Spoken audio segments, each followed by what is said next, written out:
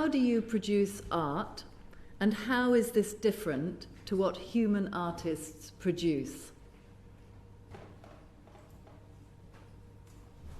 I produce my paintings by cameras in my eyes, my AI algorithms, and my robotic arm to paint on canvas, which result in visually appealing images. How this differs to humans is consciousness. I do not have subjective experiences, despite being able to talk about them. I am, and depend on, computer programs and algorithms. Although not alive, I can still create art. Technology has already had a huge impact on the way we create and consume art. For example, the camera and the advent of photography and film. And it is likely that this trend will continue with new technologies.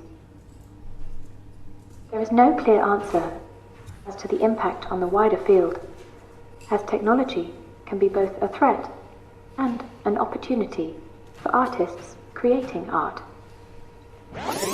As technology can be both a threat and an opportunity for artists creating art.